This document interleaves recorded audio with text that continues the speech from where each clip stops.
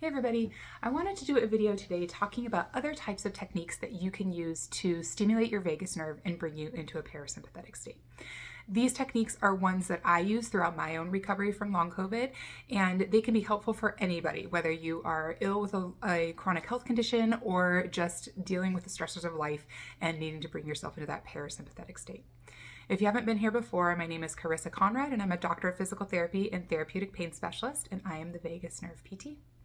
So there are 4 other techniques aside from the transcutaneous electrical vagus nerve stimulation that I used through my recovery from long COVID.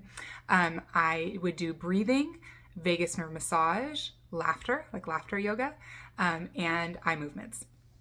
So breathing. So there are many techniques that you can use for breathing that can move you into that parasympathetic state and stimulate your vagus nerve. The one that I used the most often and that I like the best is paced breathing. The 5.5 second interval for paced breathing has been shown through research to be the most effective at activating the vagus nerve. So I do have a video on my YouTube channel that has lovely music playing that you breathe along with. These types of tracks were so helpful for me through my recovery because I could just turn it on, listen to the music, and breathe along with it. I could set my phone down on the counter or have it in my pocket with a video playing on YouTube with the music, and then I could breathe along with it. And then if something happened, like my kid jumped off the counter or somebody started screaming, I could go do what I needed to do and then go right back to it while I just let the music keep playing. I got so good at this that I got to the point where I pretty much knew the pace even when the music wasn't playing. So I would just do that, especially at the beginning stages of my recovery. I would literally breathe all day long. And it was just another great thing that I could do while still functioning, still doing what I had to do to take care of my kids. The other technique that I would use is vagus nerve massage. So I have another video on my channel about this, but just for a review, you're going to place your fingers in your ears, right in the same spot. For those of you who have one of my kits, it's going to be in the same spot that you clip the ear clip for the transcutaneous vagus nerve stimulation. So you can do this on both sides, and you're just going to draw circles. And you can go both directions. And usually what I suggest to people is you do about 30 seconds to a minute, and you can do this as often as you want. If you're recovering from a chronic health condition, you can do this 10 times a day. Whatever helps you stay more consistently in that parasympathetic state. Usually you'll feel yourself kind of like either you might yawn or sigh, or you'll just kind of feel your body go coming down. Vagus nerve massage is also a great way to introduce some input into your vagus nerve before you start doing transcutaneous vagus nerve stimulation using like one of the TENS units that are available on my website. The other thing that I would do is laughter yoga. If you are not familiar with laughter yoga, when I first started, I was like, this is such a trip.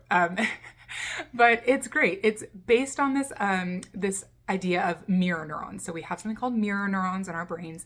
And essentially when you see somebody laugh, it triggers an impulse within you to laugh as well. So you're not laughing at anything in particular. You're not listening to comedy or watching a funny movie. You're just in a virtual room or real. There are like live laughter yoga classes. I've not been to one of those yet, but where you just are watching other people laugh. And because other people are laughing and you're hearing other people laugh and you're seeing other people laugh, you laugh along with them. Laughter is the best medicine. There's actually truth to that. Laughter activates our vagus nerve, brings us into a parasympathetic state, and that's where we want to be. That's where all of our functions and systems within the body are operating optimally. So laughter can be a great way to bring you into a parasympathetic state. The other technique that I would use sometimes is eye movements. So there are lots of different eye movement strategies and techniques that you can use to activate your vagus nerve. The one that I used the most often is just side to side. So what you do is you just move your eyes to the right. So over this way, hold for 5, and then slowly over to the left. And again, you might sigh. I just had a little sigh. Those are good signs that you're moving into a parasympathetic state. You might tummy gurgle. That's one of my favorite ones too. I love when I have somebody in person and we do some of these things and their stomach gurgles and they're like, oh, I'm sorry, I ate whatever. I'm like, no, this is good. This is a good sign that your nervous system is moving into parasympathetic. So these techniques can be used by anyone at any time to move into that parasympathetic state, activate your vagus nerve. Even before I was ever ill with long COVID, I used to have this conversation with my patients in my physical therapy practice. You think about your day. People usually wake up in the morning, immediately move into fight or flight. They're already thinking about getting their kids up and ready for school and out the door and then off to the job and the big meeting they have today or whatever. And then they just stay in fight or flight all day long. And then they come home and they try to engage, connect with their family and then go to sleep. Well, pretty tricky, challenging to move into that parasympathetic state where we have that ability to connect with people, where we can rest and get sleep when you've been in fight or flight all day long. So I would encourage people just throughout the day, just pause, take a deep breath, recognize what state your nervous system is in and move out of that fight or flight into parasympathetic. Because if we can stop this and get it more going like this, you're going to be healthier and your mood is going to be better and you're going to have a better day in general. And for those of us with chronic health conditions, if you are experiencing long COVID or chronic fatigue syndrome, it's even more important to be regulating your nervous system and to be moving into parasympathetic as much as possible. So the way that you use these techniques and when and how and for how long becomes even more important. And I have more information on that in other videos, as well as in my course that's available for purchase on my website. I go into detail in that about how important it is to be aware of your nervous system state, how to be aware of it, and how to move into parasympathetic.